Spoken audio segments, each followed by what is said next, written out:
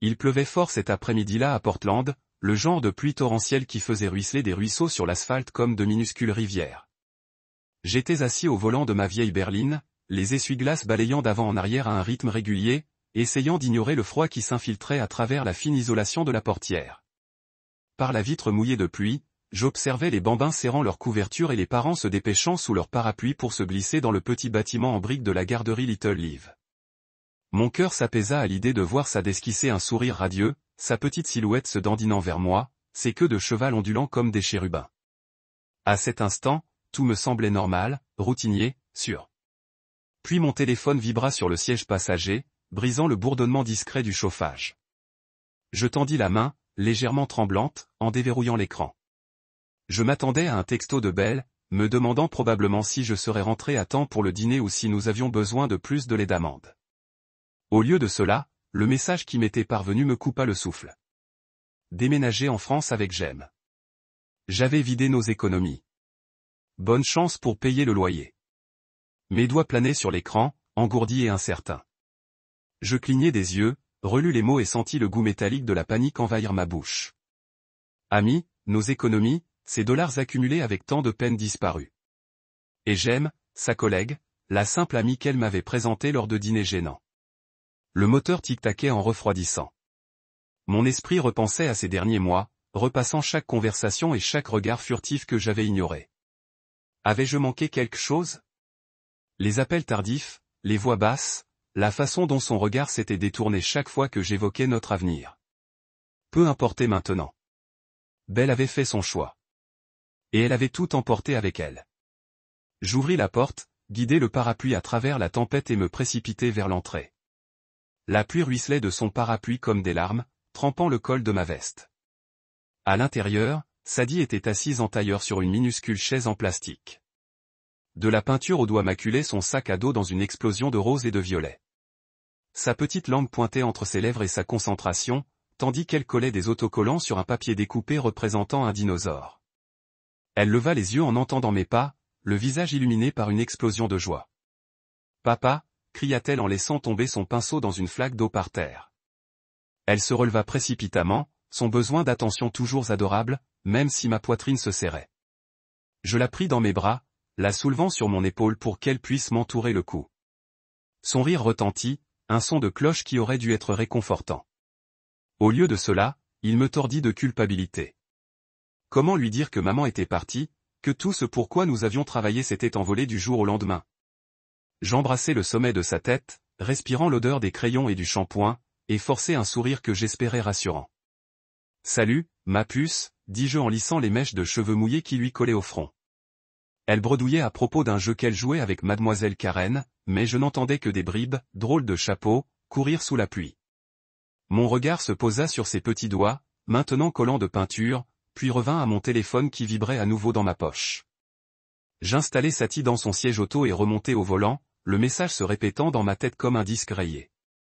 Mes articulations s'écarquillèrent sur le volant tandis que je parcourais le demi-pâté de maison qui menait à notre appartement de 2 chambres, les essuie-glaces battant à un rythme effréné. À l'intérieur, les murs semblaient me serrer, la faible lumière du couloir vacillant comme incertaine. Sadie bondissait devant moi, bavardant sur les arcs-en-ciel qu'elle peignait à l'école, inconsciente de la tempête qui me rongeait la poitrine. J'enlevai mon manteau mouillé, le drapai sur une chaise et la guidai jusqu'à la table de la cuisine, où elle prit aussitôt des crayons de couleur et se mit au travail. J'ai posé mon ordinateur portable sur la table et me suis connecté. L'écran de connexion a glissé pour révéler notre compte d'épargne commun. Une feuille de calcul vide, avec un seul chiffre flagrant, $0. Mon cœur battait la chamade en cliquant pour vérifier. $319 étaient là. 1 920 000 $ avaient été dépensés en une nuit, nous laissant avec des sous et le désespoir. Je fixais les chiffres comme s'ils s'étaient réorganisés en quelque chose de plus optimiste. Ce n'était pas le cas. La réalité s'est installée autour de moi comme une couverture mouillée.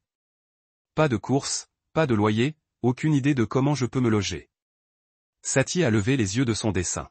« Papa, tu veux bien m'aider à colorier cette licorne ?» a-t-elle demandé en soulevant une page couverte d'arc-en-ciel. Son innocence m'a transpercé. J'ai forcé un sourire. « Bien sûr, ma chérie. » Je me suis affalé sur la chaise à côté d'elle, la regardant tracer soigneusement le contour, mais j'avais l'esprit ailleurs, évaluant les options. Emprunter à mes parents? Non, ils étaient à la retraite et arrivaient à peine à joindre les deux bouts. Un prêt sur salaire? Je nous enterrerais encore plus profondément. Des missions en freelance? Ils payaient trop peu, trop lentement. Qu'est-ce qui ne va pas, papa? La voix de Sade tremblait, ses grands yeux verts scrutant les miens. Ma gorge se serra. Comment lui dire la vérité? Au lieu de cela, je me suis agenouillé et j'ai adopté mon ton le plus encourageant. Rien, ma puce. Papa réfléchit juste à comment rendre notre appartement encore plus agréable. Elle hocha la tête, sa confiance en moi brillant comme un phare. J'ai dégluti et l'ai embrassé sur la joue, ressentant une vague de fierté et d'effroi à la fois. J'ai ouvert mon téléphone et tapé une réponse au message de Belle. Les mots me parvenaient à peine à contre-courant de mon pouls. Merci de me l'avoir dit. J'ai appuyé sur envoyer avant de pouvoir me remettre en question. La simplicité de la réponse, sans colère, sans supplication, semblait être la seule défense qui me restait. Puis j'ai glissé le téléphone dans ma poche et me suis retourné vers Sadie, déterminé à la protéger de ce coup, au moins pour le moment. Aujourd'hui. Dans l'écho de la pluie contre la fenêtre, je me suis promis silencieusement de trouver un moyen de survivre. Pas seulement pour moi, mais pour elle. Parce que dans cette tempête, elle était la seule lumière qui me restait. De retour à l'appartement, j'étais assis à la table de la cuisine, la poitrine serrée, un écran rempli de zéro me fixant. Dehors, la pluie de tout à. L'heure s'était calmée et n'était plus qu'un murmure. Mais la tempête en moi n'avait fait que s'intensifier. Sadie était au coin de la table, les jambes ballantes sous sa chaise, la langue tirée, concentrée, tandis qu'elle coloriait un arbre de guingois de feuilles violettes. De temps en temps, elle le levait et demandait, « Tu aimes cette couleur, papa ?» Et j'acquiesçais, chaque fois, souriant comme si mon monde ne s'était pas effondré. Je me suis retourné vers l'ordinateur portable et j'ai rafraîchi l'écran de la banque comme si cela pouvait changer le résultat. Toujours 31 941 $ en compte courant. Économie, solde, zéro, disparu comme ça. Des années d'économie, chaque bonus, chaque sacrifice. Je voyais bien. L'écriture de Belle dans ma tête, étiquetant soigneusement les dossiers que nous conservions. Vacances, fonds pour la maison, urgence. Elle disait, on n'est pas riche, mais on est intelligent. Et maintenant, elle avait tout pris pour financer une nouvelle vie avec Jem. J'ai parcouru les transactions, la mâchoire serrée à chaque ligne. D'abord le virement bancaire, 118 $, 200 centimes vers une banque à Marseille, en France. Puis 2 frais d'hôtel, un billet en classe à faire pour Charles de Gaulle et une location de voiture à son nom. Elle ne courait pas. Elle déménageait, reconstruisait sans moi, sans Sadie. J'ai pris mon téléphone et j'ai appelé la banque, les doigts froids et raides. La femme au bout du fil était polie, efficace, mais finalement impuissante. Comme c'était un compte joint, monsieur, les deux parties avaient un accès égal. On ne peut pas annuler la transaction sans son autorisation. J'avais envie de crier. Je voulais lui demander si elle comprenait ce que ça faisait d'être éventré par quelqu'un en qui on avait confiance, de se retrouver avec la main de sa fille avec rien d'autre que 319 $ et un réfrigérateur vide. Après avoir raccroché, je suis resté assise un long moment à contempler les murs beiges de notre appartement. Les mêmes que j'avais peints avec Belle. Son rire résonnait tandis qu'elle me donnait un coup de pinceau, défiant ma règle du « rien à foutre ». Je ne me sentais plus chez moi. Juste une boîte pleine d'ombre et de mensonges. Sadie a fait glisser son dessin sur la table. Regarde, c'est un arbre arc-en-ciel. Je l'ai fait pour toi.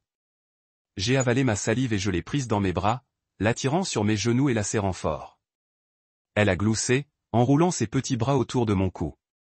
Tu serres trop fort. Elle a crié. J'ai relâché ma prise, mais je ne l'ai pas lâchée. Désolé, ma puce, ai-je murmuré. Papa est vraiment fier de toi. Elle m'a embrassé sur la joue et s'est remise à colorier. Je l'ai observé encore un moment, puis je me suis levé et je suis allé au garde-manger. 2 boîtes de soupe, une boîte de pâtes, pas de lait, pas d'œufs, pas de viande. J'ai fait le calcul mental. Courses, loyer, facture d'électricité. Ces 319 $ pourraient tenir quelques jours si je sautais des repas et trouvais un moyen de conserver la routine de Sade. J'ai ressorti mon téléphone et ouvert l'application Notes. Plan d'urgence. J'ai tapé. J'ai commencé à lister ce que je pouvais vendre. La télé, mon vieil ordinateur portable, le robot pâtissier dont Belle jurait qu'on avait besoin, mais qu'elle a utilisé 2 fois. J'ai continué à travailler en freelance au fil des ans. Peut-être qu'un de mes clients pourrait accélérer un projet. Je pourrais la contacter ce soir. Je n'avais plus de fierté à perdre. En écrivant, je ne pouvais m'empêcher de penser à la façon dont tout avait commencé. Belle et moi nous sommes rencontrés à un atelier marketing à Seattle il y a 6 ans. J'étais là parce que mon travail l'exigeait. Elle était là parce qu'elle voulait diriger la salle et elle l'a fait avec charme, assurance et magnétisme. Elle portait l'ambition comme un parfum et laissait les gens pencher sur elle en redemandant. Je suis tombé amoureuse d'elle rapidement. Quand Sadie est arrivée, tout a commencé. J'avais changé. J'avais reçu une offre d'emploi intéressante d'une agence de création, mais les frais de garde étaient exorbitants et Belle était en pleine croissance chez Horizon.com. J'ai donc décliné l'offre, je suis resté à la maison, j'ai accepté des petits boulots en freelance à temps partiel et la corvée de couches. Je me disais qu'on formait une équipe, que les sacrifices n'avaient pas de prix. Mais avec le recul, j'ai vu le changement. À mesure que sa carrière progressait, sa patience s'est amenuisée. Mon travail n'était plus réel. Elle levait les yeux au ciel quand je lui montrais les logos que j'avais créés ou les clients que j'avais décrochés. C'est mignon, disait-elle en envoyant des SMS à Jem à propos de pitch deck et de déjeuner d'affaires. Elle a commencé à passer plus de temps au bureau et je me suis convaincu que c'était juste le travail que j'imaginais, à la façon dont elle se désinvolte pendant les dîners de famille. À la façon dont elle se tournait vers le mur quand on allait se coucher. J'ai ignoré les signes avant-coureurs, les SMS supprimés, les appels manqués de Jamie, ce besoin soudain d'espace. Elle disait que j'étais trop sensible, que je me trompais, qu'elle avait besoin de grandir. Je me suis dit que si je lui laissais juste de l'espace. Elle était revenue vers moi. Je croyais que l'amour signifiait rester, même dans les moments difficiles. Debout dans la cuisine, l'estomac noué et le cœur en colère, je réalisais qu'elle n'était pas simplement partie. Elle m'avait complètement effacé de sa vie. Et ce faisant, elle avait privé notre fille de stabilité, de sécurité. Sadie leva de nouveau les yeux. « On peut avoir des spaghettis pour le dîner ?» demanda-t-elle. Sa voix était pleine d'espoir, ignorant que notre réfrigérateur était presque vide. J'ai souri, même si c'était douloureux. « Bien sûr, ma chérie, » ai-je dit. « On fera les meilleurs spaghettis du monde. » Elle a tapé dans ses mains et a rebondi sur sa chaise. Et je suis entré dans la cuisine, dissimulant la panique que je ressentais. J'ai fait bouillir les dernières pâtes. Pas de sauce, mais j'ai ajouté un peu de beurre et de sel et j'ai appelé ça des nouilles magiques. Elle a mangé chaque bouchée. Après l'avoir mise au lit, je me suis assise dans le salon sombre, seule la lumière du couloir éclairait. Je fixais l'écran de télévision vide, l'esprit en ébullition. Pas de plan B, pas d'économie de secours. Mais il me restait une chose, Belle. Je ne m'attendais pas à ça. Je me bats. Ni par désespoir, ni par colère, mais par détermination.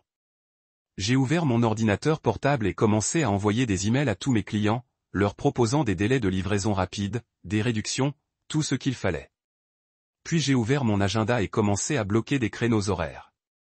Tôt le matin avant le réveil de Satie, tard le soir après son coucher, je construisais quelque chose avec les décombres qu'elle avait laissés derrière elle, car elle avait peut-être pris l'argent, mais pas Sadie, et je m'assurais qu'elle ne le puisse jamais.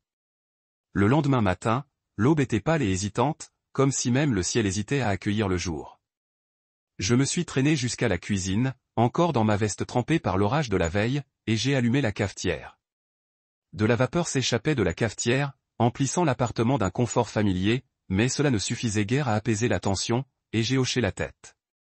J'ai jeté un coup d'œil à l'horloge, 6h45.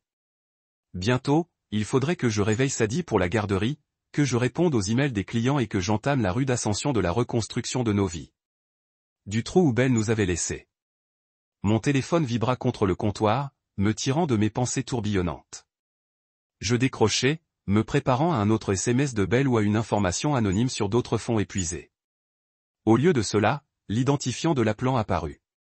Celle de maman Belle. De toutes les voix que je ne voulais jamais entendre, la sienne était en tête de liste. J'appuyai sur « Accepter », le cœur battant à tout rompre. « Bonjour », dis-je en pressant le téléphone contre mon oreille tout en versant du café dans une tasse ébréchée. Bonjour, Michael, dit la voix de Margaret, froide et sèche comme une tasse de thé en porcelaine tapant sur une soucoupe. Son ton n'était pas chaleureux, seulement accusateur, une inspiration chargée qui suggérait qu'elle avait déjà son scénario par cœur. J'ai reçu des appels de votre avocat. Ma main se figea en plein milieu de la boisson. Mon avocat, répétai-je, lentement et délibérément.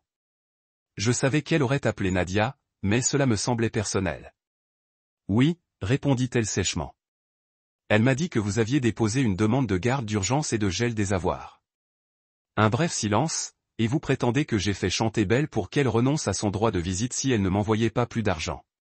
Le monde a basculé. Je fixais le café qui coulait de la machine, une prise de conscience maladive se tordant comme un serpent dans ma poitrine. Margaret, dis-je prudemment. Où sors-tu ça? J'ai les SMS de Belle, dit-elle d'une voix ferme.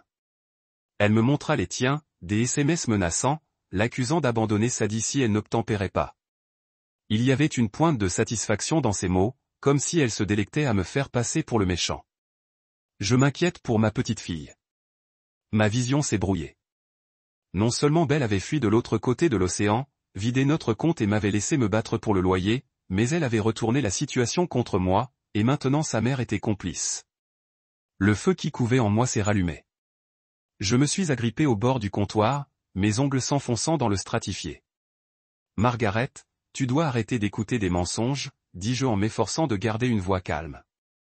C'est Biel qui a vidé nos économies. C'est elle qui s'est enfuie en France. J'ai des textos. Ces textos me disaient avec ses propres mots, ne me fais pas de mal, Michael. Elle a répliqué. Riel a dit que tu l'avais menacée. Tu lui as dit qu'elle ne reverrait plus jamais Sadie si elle ne finançait pas ton appartement. Et maintenant, elle a peur. Elle se défend. Mon estomac s'est révolté.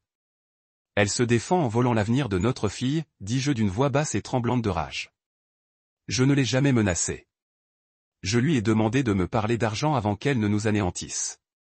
Parle, a raillé Margaret. Elle a essayé. Tu n'as pas voulu écouter. Tu es instable. J'ai vu tes diatribes furieuses sur les réseaux sociaux à propos de son travail, de sa collègue. Tu es devenu obsédé. Ces mots étaient comme des éclats de glace qui s'enfonçaient dans ma peau. Je vais voir Sadie aujourd'hui et j'évaluerai si elle peut être en sécurité avec toi. Le temps sembla ralentir. La machine à café fit un tic-tac, puis un sifflement. Je levai la main pour calmer ma mâchoire tremblante. Sadie, ma fille de 5 ans, pourrait être privée de moi à cause des mensonges de Belle. Margaret débarquerait à la garderie, donnerait sa version des faits, et je pourrais m'en aller sans ma fille sur la banquette arrière. Margaret, s'il te plaît, dis-je en déglutissant difficilement. Tu me connais.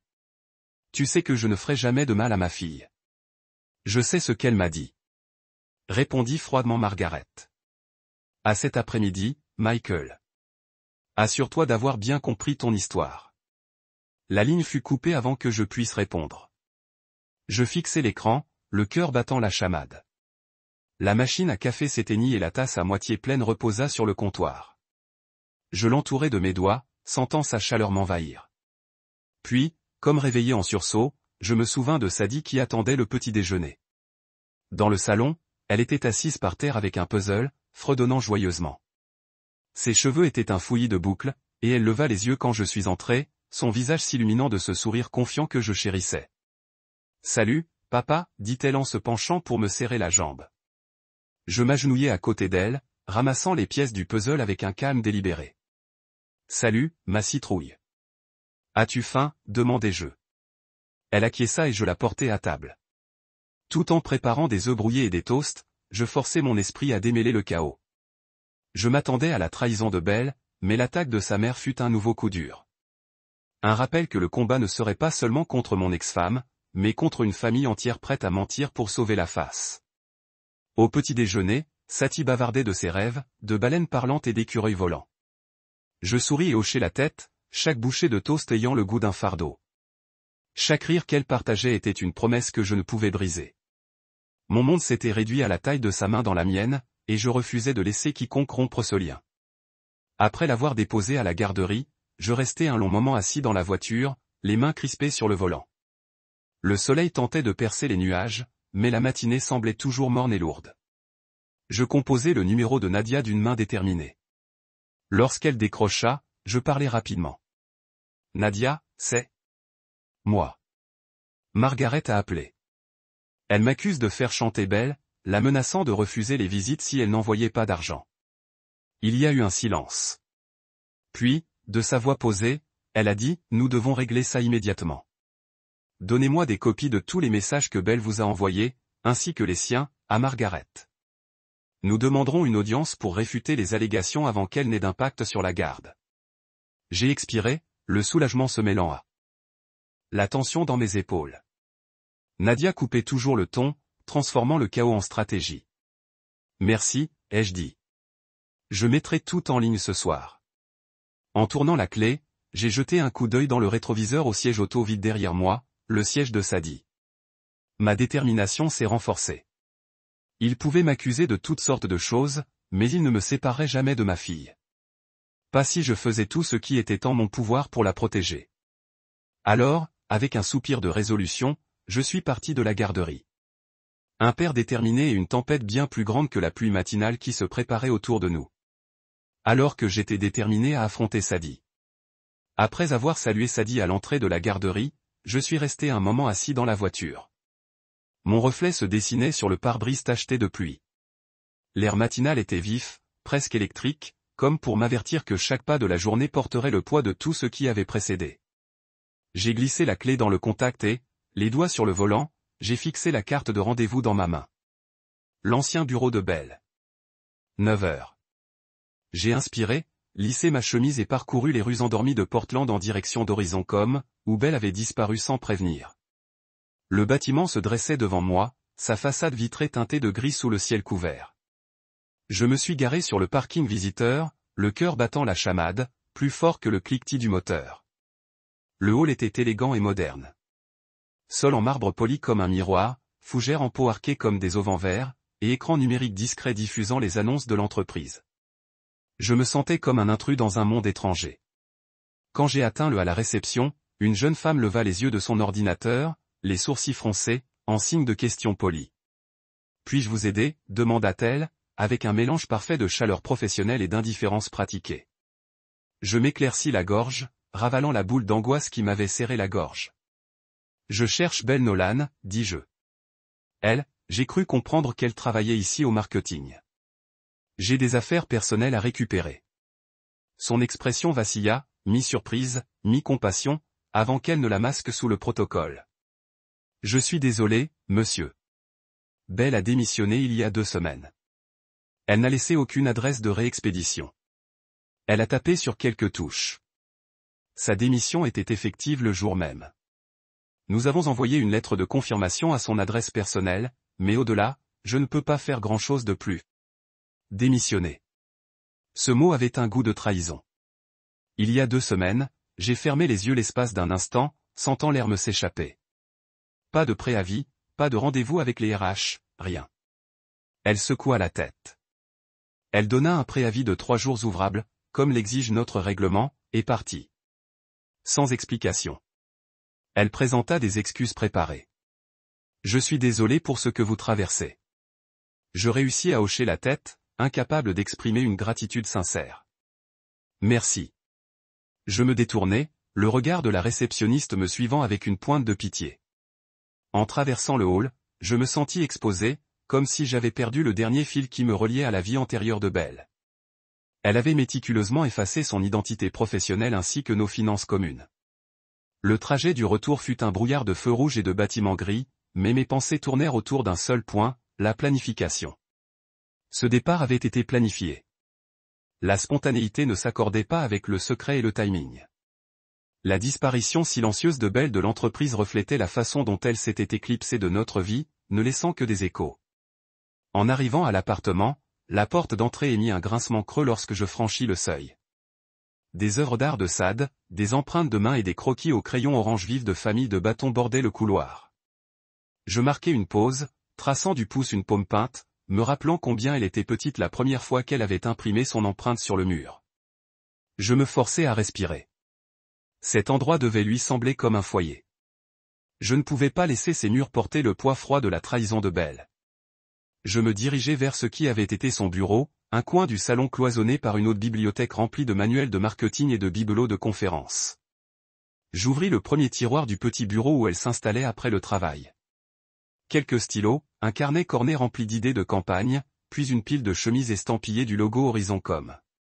Je les fouillai, espérant presque y trouver un indice, un nom, une adresse, n'importe quoi qui pourrait expliquer son départ si brusque.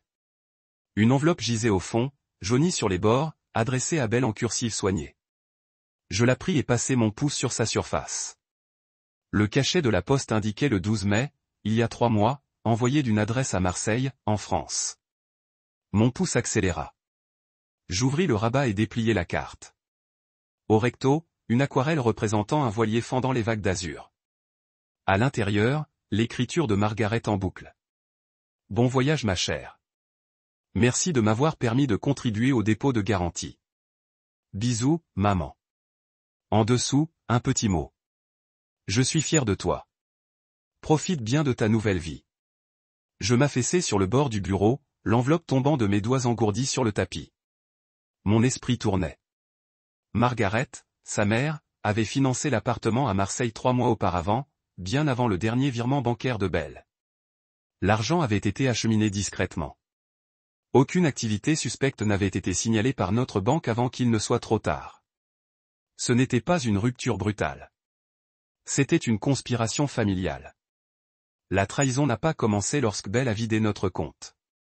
Elle a commencé lorsque Margaret a vidé ses propres économies pour préparer l'évasion de sa fille.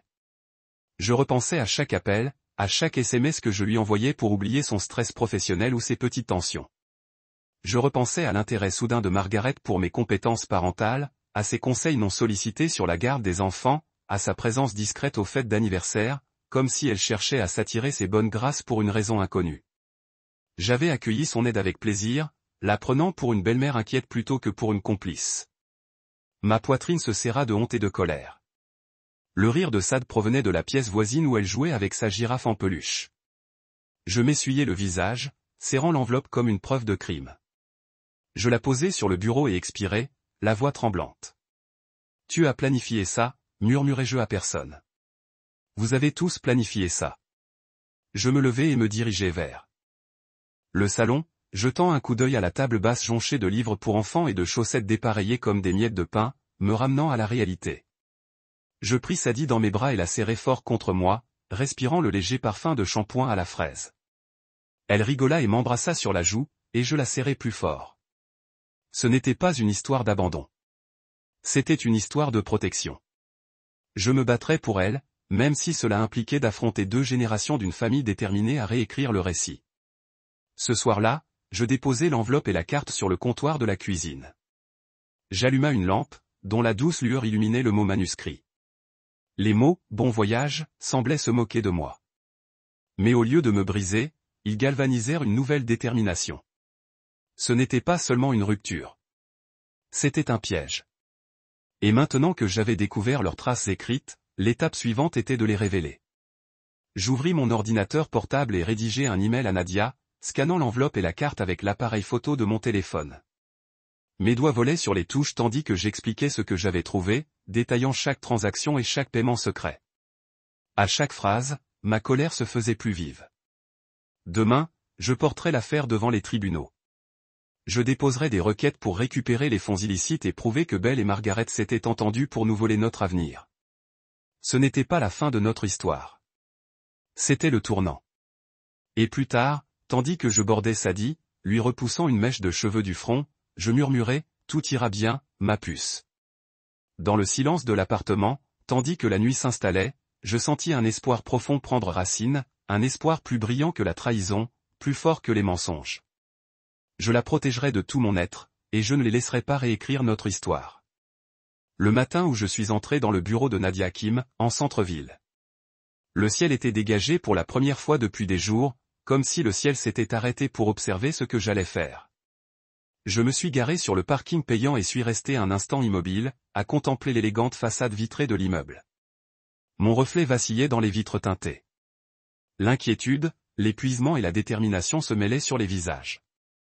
J'ai redressé ma cravate, tapoté ma veste de costume pour en lisser les plis imaginaires, puis je suis entré. Le marbre du hall brillait sous mes chaussures, et une réceptionniste leva les yeux avec une curiosité polie à mon approche. Je donnai mon nom, Michael Carter, rendez-vous avec Nadia Kim, et elle hocha la tête en décrochant le téléphone d'un geste gracieux. Elle vous reçoit maintenant, Monsieur Carter, dit-elle d'une voix calme et rassurante, comme si elle comprenait la gravité de ma situation. Je la remerciai et la suivis dans un court couloir jusqu'au bureau de Nadia. Nadia était assise derrière un bureau en bois sombre, ses yeux bienveillants encadrés par une paire de lunettes discrètes. Elle se leva pour me saluer et me serra la main avec fermeté, à la fois chaleureuse et confiante. Sa présence me frappa comme une encre, tranchant le tourbillon de mes pensées. Derrière elle, des étagères garnies de livres juridiques et de diplômes encadrés laissaient entrevoir la profondeur de son expérience. Une grande fenêtre à sa droite offrait une vue sur les toits de la ville où la lumière du soleil se reflétait sur les immeubles lointains. « Michael » dit-elle en me rendant ma poignée de main. « Ravi de vous voir.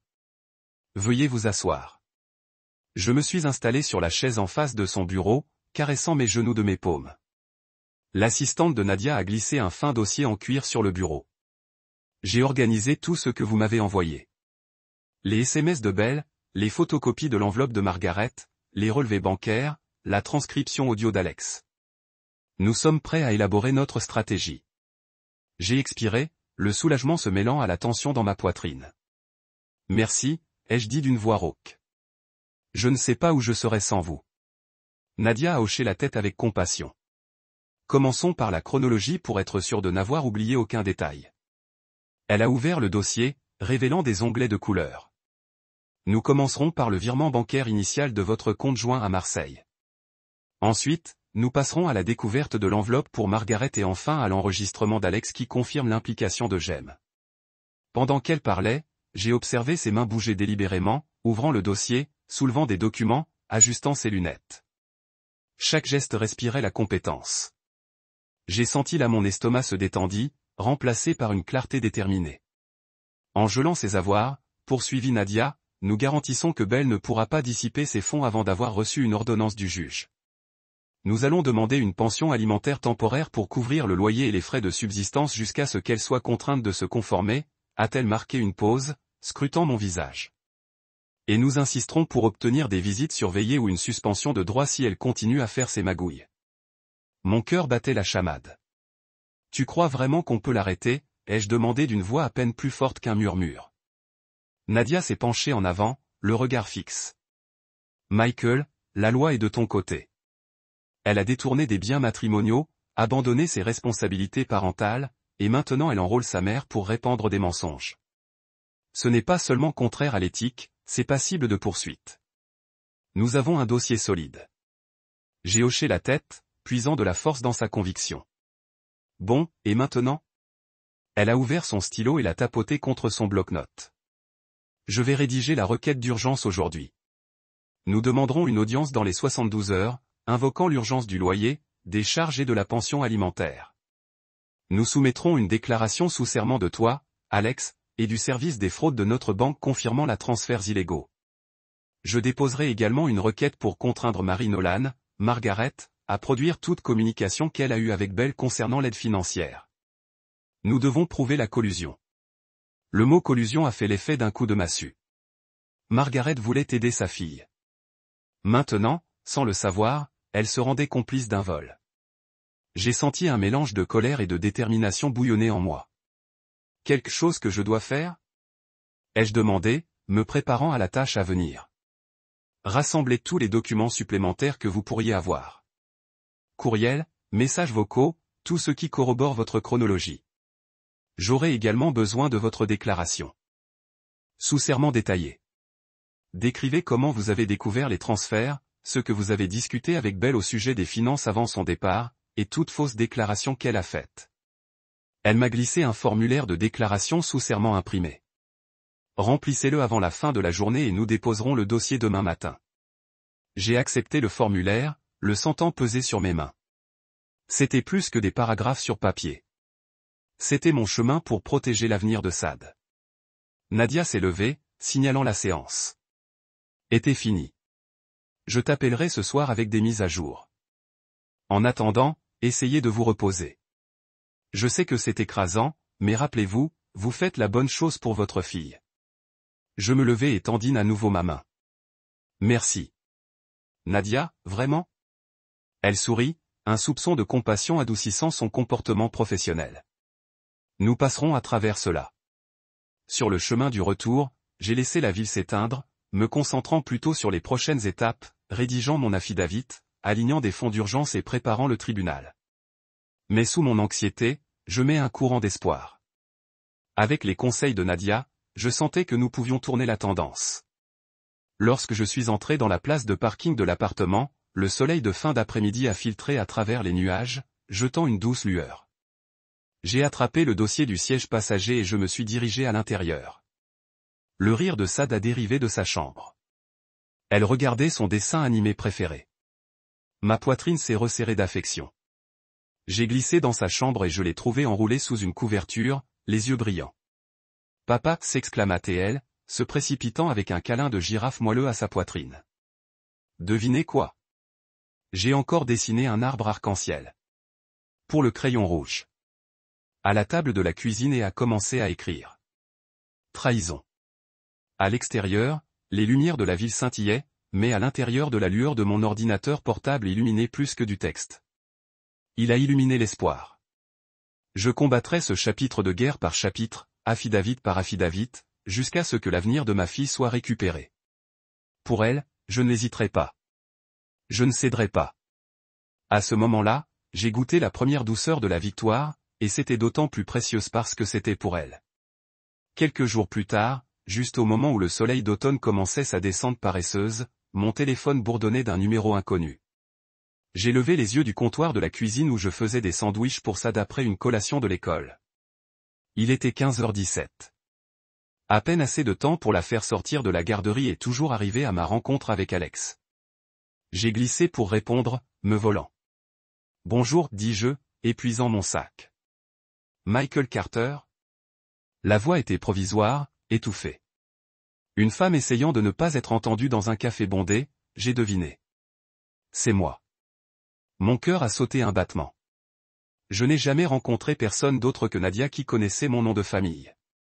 Et cela semblait sérieux. Je suis Alex Tremblay, a-t-elle continué. Je travaillais dans l'équipe de Bell à Horizon.com. Elle m'a demandé de ne pas tendre la main, mais je pense que vous méritez de connaître la vérité. Je me suis expiré, en appuyant sur le dos contre le réfrigérateur. La vérité sur quoi? Ma voix a l'air plus stable que je ne ressentais pas beaucoup de temps et je ne veux pas beaucoup de temps et je ne veux pas beaucoup de temps et je ne veux pas et je ne veux pas bien. Soyez là. Le bavardage des clients de fin de journée et des tasses de tirage me saluant. Dans le coin le plus éloigné par une fenêtre de brouillard, j'ai repéré Alex.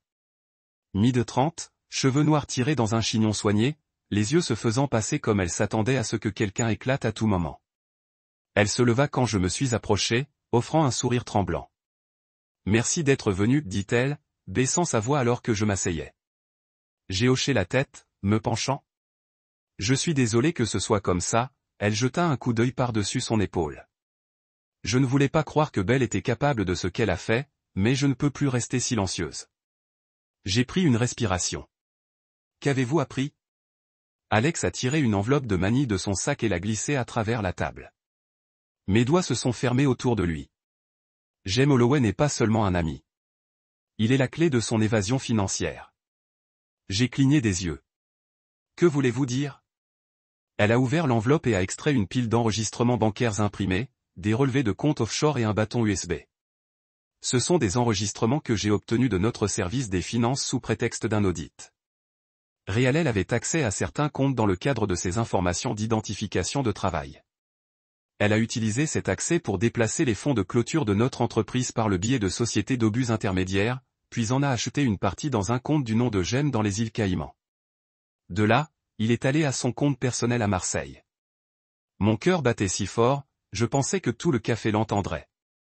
Elle a volé son entreprise. Les yeux d'Alex brillaient de honte et de soulagement à la fois. Pas seulement l'entreprise. Elle a également vidé nos économies personnelles conjointes. Mais elle a mélangé les transferts afin que si quelqu'un trace de l'argent, cela ressemblerait à un fil d'entreprise légitime pour un projet marketing. Elle s'arrêta, la voix tombant. J'ai aussi trouvé un clip audio. Elle a glissé le bâton USB sur la table.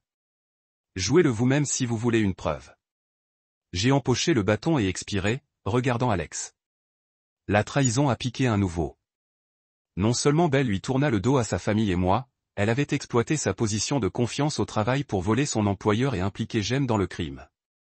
Alex hocha la tête, des larmes débordant. Je n'ai jamais voulu que cela devienne si grand, mais quand elle en rit, quand elle a plaisanté en disant que vous vous émiettez et que vous pouviez garder le mélangeur, je savais que vous deviez le voir. J'ai serré ma mâchoire, imaginant la voix de Belle se moquant de moi, réduisant mes peurs au punchline. Vous êtes courageux de s'exprimer, dis-je doucement. Merci. Nous nous sommes assis en silence un instant, le poids de sa confession suspendu entre nous comme un nuage de tempête. Puis Alex tendit la main sur la table et plaça une main sur la mienne.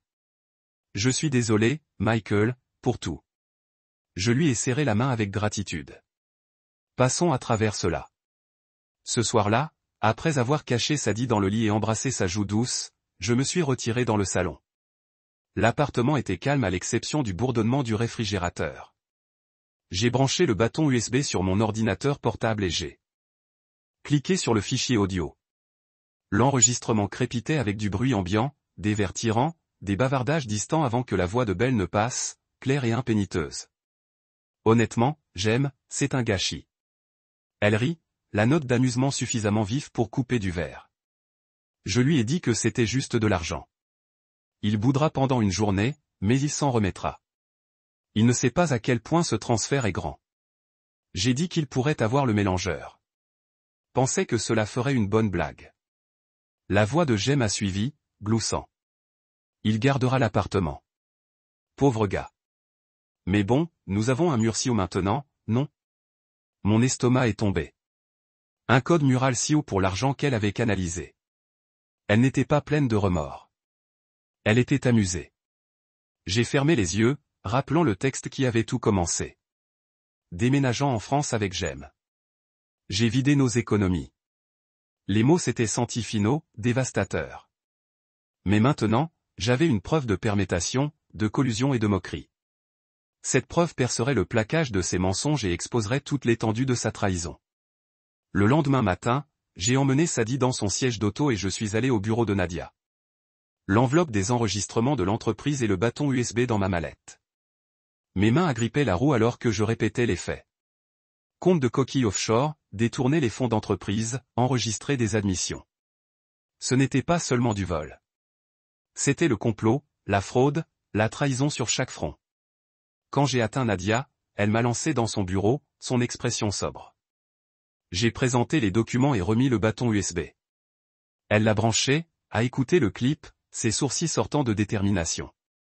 Cela change tout, a-t-elle dit, en retirant de nouvelles formes. Nous modifierons nos requêtes pour inclure la fraude d'entreprise et le vol d'identité. Jem Holloway peut être assigné à comparaître, tout comme les dossiers financiers de Horizon.com. Le juge verra cela comme un régime complet, pas seulement comme un différend conjugal. Un soulagement m'a lancé, mêlé d'une colère juste. Réalel n'avait pas seulement couru. Elle avait orchestré un coup d'état financier, enrôlé sa mère et sa collègue et avait essayé de me traduire comme instable. Maintenant, avec le courage d'Alex et l'expertise de Nadia, nous démenterions ce programme. De retour à l'appartement, j'ai glissé Sadie dans le lit et je l'ai regardée s'endormir. Dans son visage paisible, j'ai trouvé l'acier dont j'avais besoin. J'ai décroché mon téléphone et envoyé un bref message à Belle. J'ai une preuve. Nous commençons les mouvements demain. J'ai frappé l'envoi, ressentant le poids de la finalité et la promesse de justice. En fermant la porte de l'appartement derrière moi, j'ai senti un changement dans les airs. La guerre s'était intensifiée, mais je n'étais plus sans défense. Avec des preuves en main et des alliés à mes côtés, je ne me reposerai pas tant que chaque dernier compte n'a été restauré, chaque mensonge exposé et que l'avenir de ma fille a obtenu. Le combat n'était pas terminé. C'était juste de commencer. Le palais de justice se profile comme un monument à la justice froide. Ses murs gris s'élevant contre un ciel plombé comme s'il osait quelqu'un à défier son autorité. Je me suis garé dans le terrain des visiteurs et j'ai pris un souffle stable avant de monter sur les marches. Dans ma mallette, j'ai porté le poids de tout notre cas. Les déclarations bancaires, l'enveloppe de Margaret, les enregistrements offshore d'Alex, le clip audio accablant et mon propre affidavit. À côté de ces articles, les requêtes de Nadia pour la garde d'urgence, le soutien et les gels des actifs. Aujourd'hui, tout cela irait devant un juge, et j'ai prié notre témoignage traverserait le réseau de mensonges de Belle. À l'intérieur, le couloir sentait le bois poli et les vieux moquettes. J'ai passé des rangées de portes fermées, chacune une porte du sort de quelqu'un. Mon cœur battait, mais j'ai gardé la tête haute. Dans la salle 312, je me faisais une pause, lissant ma cravate et tapotant la poignée de la mallette. Nadia m'a rencontré là-bas avec un signe de tête rassurant. Sa confiance était la quille, m'empêchant de chavirer. Elle plaça une main douce sur mon épaule. Prêt, elle a demandé. J'ai avalé et secoué à bout de souffle. Plus que jamais. La salle d'audience a été étouffée à l'exception du bruissement des papiers et du doux mélange de pieds. Les jurés étaient assis dans une boîte à ma droite, leurs visages inscrables. Sur le banc, le juge Lambert a examiné les fichiers sous ses focales BIF, son expression neutre mais vive. À côté de son avocat de Belsat, un homme très habillé avec un accent coupé et un cahier plein d'onglets post-it. Belle elle-même se tenait derrière lui, impeccablement vêtue de bleu marine, les cheveux tirés, les yeux frais et distants. À ses côtés se trouvait sa mère, Margaret, des sangles de sac à main serrées si étroitement que ses jointures étaient blanches. Nadia chuchota, je présenterai d'abord. Avec une douce pincée de ma main, elle se leva et s'approcha du banc. Je l'ai regardée à chaque étape, chaque geste. Elle a déplié ses notes et a commencé, « Votre honneur, je représente Michael Carter, père de Sadie Carter, âgé de 5 ans. Nous avons une demande de la Cour pour secours d'urgence sur la base des preuves de la détournement des actifs matrimoniaux, de l'abandon parental et des efforts continus pour errer dans les actions de Monsieur Carter. Nous recherchons la garde temporaire, une gel sur tous les comptes associés à l'ASP.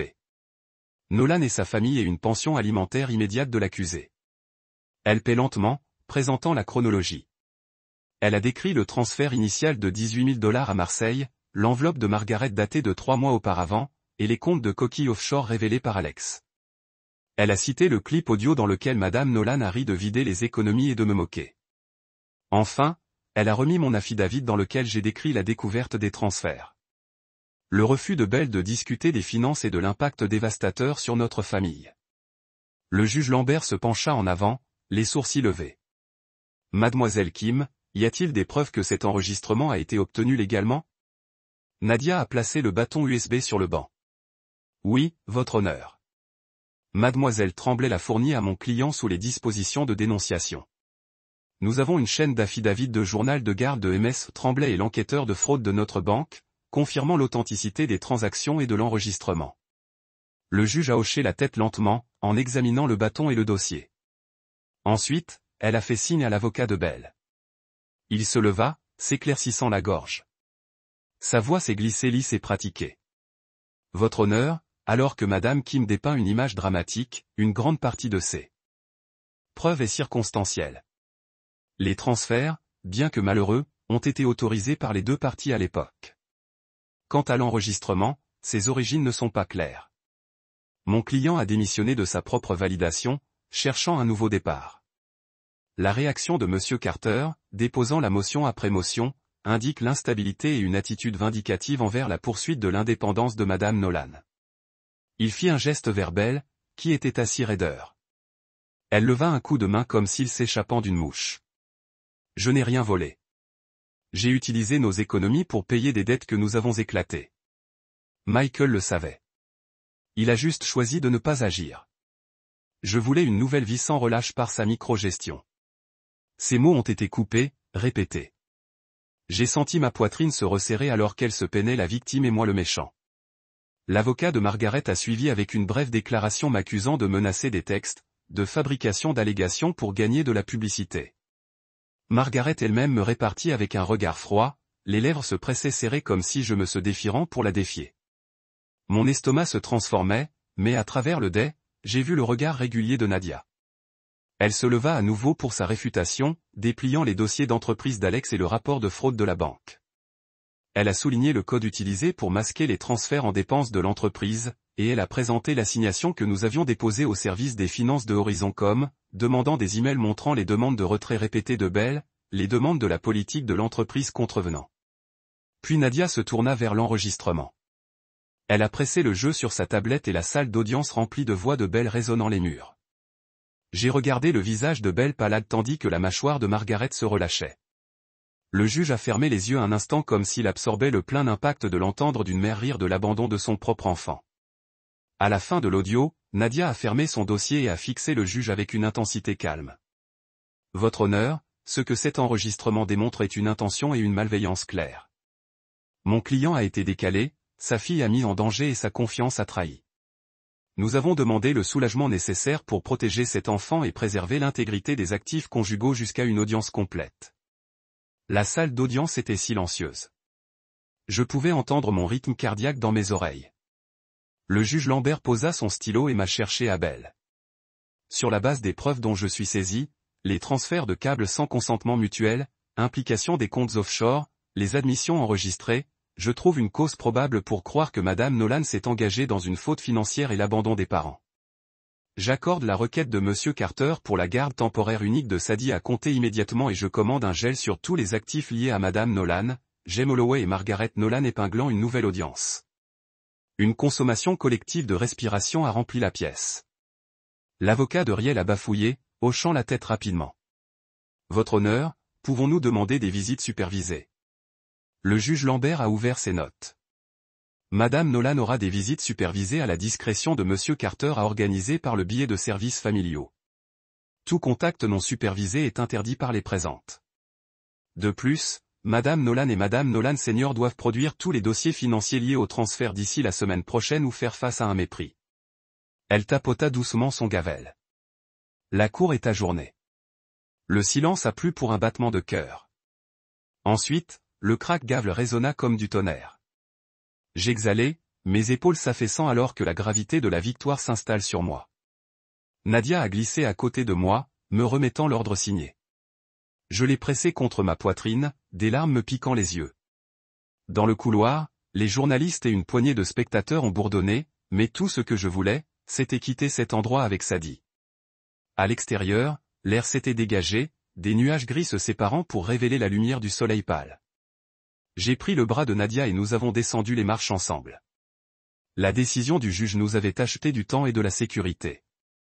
J'ai glissé dans ma voiture, mallette sur le siège passager et j'ai commencé le moteur. Mon téléphone buste, un texto d'Alex. Vous l'avez fait. J'ai répondu par un seul mot. Merci. En conduisant vers la garderie, je me sentais épuisement à travers moi. Mais en dessous, la première vraie lueur de soulagement. Le tonnerre légal dans ce palais de justice gris avait brisé la tempête de trahison. Maintenant, avec nos actifs figés et la garde sécurisée, je pouvais commencer à reconstruire nos vies, un pas stable à la fois. Et surtout, je rappellerai à Sadie chaque jour que son papa déplacerait les montagnes pour la protéger. Le lendemain matin, un calme étrange s'installe sur notre petit appartement comme si le tourbillon de la cour était passé, ne laissant que le silence de secours provisoire. J'ai préparé du café et je l'ai versé dans ma tasse ébréchée préférée, s'appoignait une encre familière au milieu de la tempête des dernières semaines. Dans la cuisine silencieuse, je passe par des emails sur mon ordinateur portable, les notifications de gel des actifs, les demandes de Nadia pour une documentation supplémentaire et une ligne d'objets inconnus. Horizon comme enquête urgente. Mon pouce est accéléré. Avait un mot de notre cas atteint ses anciens collègues. J'ai cliqué sur ouvrir le message, révélant une note TUR du service juridique d'Horizon comme pour demander des détails sur l'abus présumé des ressources d'entreprise. J'ai hésité. Cette enquête était une épée à deux tranchants.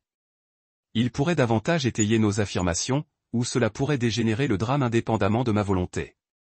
À 7h45, j'ai préparé le déjeuner de Sadie et je l'ai réveillée pour le petit déjeuner, en train de rentrer un petit dessin qu'elle avait fait, des soleils arc-en-ciel et des licornes volantes, dans son sac. Elle borna les escaliers, les cheveux dans des enchevêtrements endormis et monta sur son tabouret. J'ai mis du flocon d'avoine dans son bol, la cannelle tourbillonnant dans la vapeur, et elle a mangé avec des yeux vitreux et murmura merci. Avant de délimiter par la porte pour attraper la camionnette de garderie. Même si j'étais en sécurité en détention, chaque adieu se sentait toujours comme une négociation avec un monde incertain. J'ai embrassé ses tempes, inhalé son parfum de shampoing aux fraises et chuchoté, je te verrai ce soir, gamin. Une fois que la camionnette s'est éloignée, je me suis assis à la table de la cuisine et j'ai regardé l'email Horizon.com. Il a demandé des Copie de toutes les communications entre Madame Nolan et la finance de l'entreprise, y compris des emails, des audits ou des demandes de transfert inhabituelles. J'ai transmis le message à Nadia avec une brève note. On dirait qu'ils veulent l'histoire complète. Elle a répondu, perfect. Utilisons ceci pour corroborer les documents d'Alex. Je vais créer une assignation pour assurer la conformité.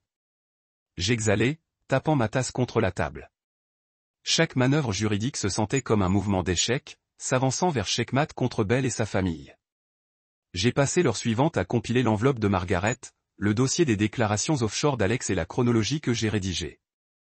Le mot d'imprimante alors que les pages ont glissé, les emails, les relevés bancaires, la transcription audio du 12 octobre.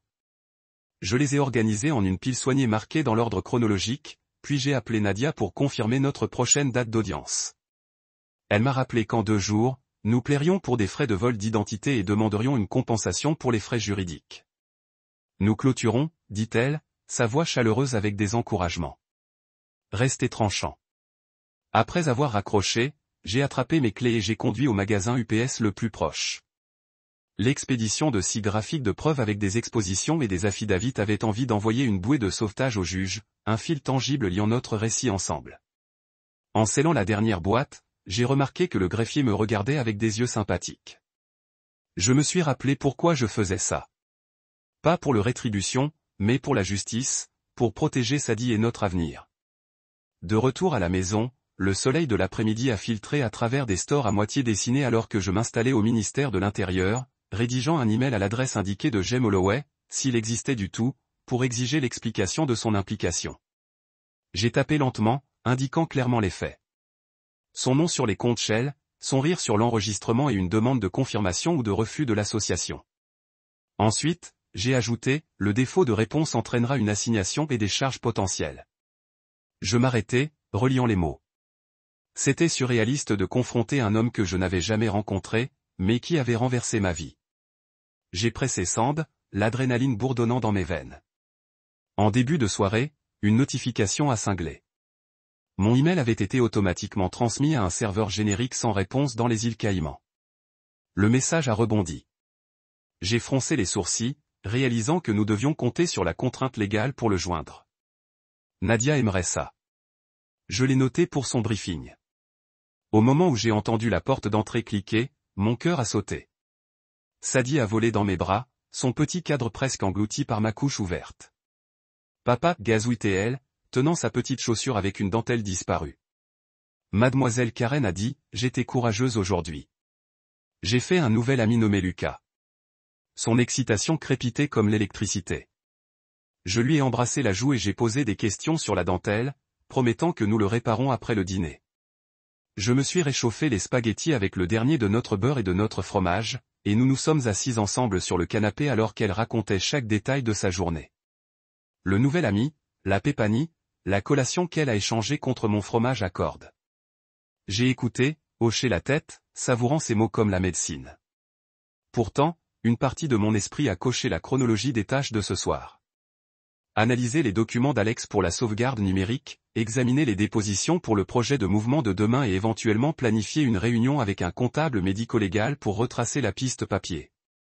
Alors que le crépuscule s'installe, je glissai Sadie au lit. Elle serra sa girafe et bâille.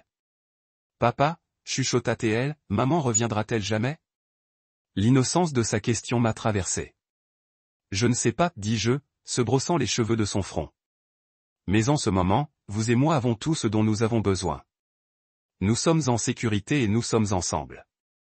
Elle a fermé les yeux et s'est endormie, me faisant confiance sans réserve. Rendre seul dans le salon, l'appartement était trop grand, trop silencieux. J'ai propulsé mon ordinateur portable et j'ai ouvert la feuille de calcul que j'avais construit, des colonnes pour ce jour, le montant, le récipiendaire et les notes. Je l'ai mis à jour avec l'enveloppe date de la liste des margrités et de la liste des margages. Étendu à travers les mois, un témoignage de la précision calculée de leur plan. Les stars me guidant à travers l'obscurité. Rêve, elle ne s'inquiétait pas de l'argent ou des salles d'audience. Elle a juste existé à l'âge de 5 ans. Cette vision a volé mon but. Demain, nous tiendrions à nouveau devant le juge, soutenus par les dossiers d'entreprise et l'analyse médico-légale, exigeant la responsabilité. C'était plus que la protection des actifs. Il protégeait son enfance. Ensuite, j'ai fermé mon ordinateur portable et je me suis dirigé vers la chambre. Alors que je dérivais, j'ai senti le poids de l'anticipation se soulever, remplacé par la confiance tranquille d'un père préparé à se battre pour son enfant. Passer par étapes méticuleuses jusqu'à ce que chaque dernier mal soit commis. Lorsque le vol de Bell a atterri à Portland International, un nœud d'anticipation s'est tordu dans ma poitrine. L'ordonnance de restriction de Nadia était prête, la paperasse en main et je l'ai rencontrée à la porte des arrivées. Alors qu'elle traversait les portes coulissantes, ses yeux s'écarquillèrent à la présence soudaine d'un officier de justice à côté de moi. La panique traversa son visage lorsqu'elle a vu les documents. Je suis venu pour réparer ça, balbutia-t-elle, la voix tremblante. J'ai nivelé mon regard, calme mais résolu. Puis a expliqué les retraits la semaine dernière, dis-je, sortant le dossier bancaire montrant un nouveau transfert. Sa bouche s'est ouverte, puis a fermé, des mots échouant. L'officier s'est avancé avec l'ordre. Mademoiselle Nolan, vous êtes servie. Les larmes ont coulé dans la salle de la maison. Tendre la main, mais Sadie a hésité. Mais dans ce moment gardé, j'ai réalisé que le combat n'était pas seulement légal. Il s'agissait d'enseigner à notre fille en qui elle pouvait faire confiance.